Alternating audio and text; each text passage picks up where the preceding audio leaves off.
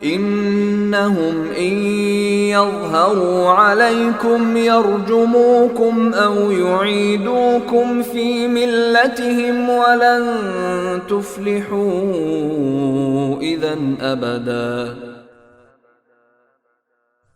کیونکہ اگر ان شہر کے لوگوں کو تمہاری خبر مل گئی تو یہ تمہیں پتھراؤ کر کے ہلاک کر ڈالیں گے یا تمہیں اپنے دین میں واپس آنے کے لیے مجبور کریں گے، اور ایسا ہوا تو تمہیں کبھی فلاح نہیں مل سکے گی۔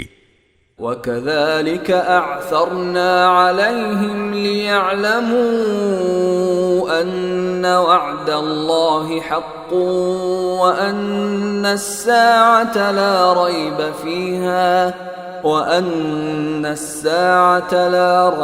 فِيهَا إِذْ يَتَنَازَعُونَ بَيْنَهُمْ أَمْرَهُمْ فَقَالُوا ابْنُوا عَلَيْهِمْ بُنْيَانًا رَبُّهُمْ أَعْلَمُ بِهِمْ قَالَ الَّذِينَ غَلَبُوا عَلَى أَمْرِهِمْ لَنَتَّخِذَنَّ عَلَيْهِمْ مَسْجِدًا۔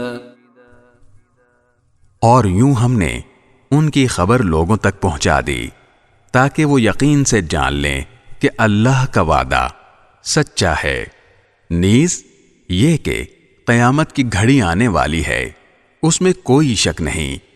پھر وہ وقت بھی آیا جب لوگ ان کے بارے میں آپس میں جھگڑ رہے تھے، چنانچہ کچھ لوگوں نے کہا کہ ان پر ایک عمارت بنا دو، ان کا رب ہی ان کے معاملے کو بہتر جانتا ہے۔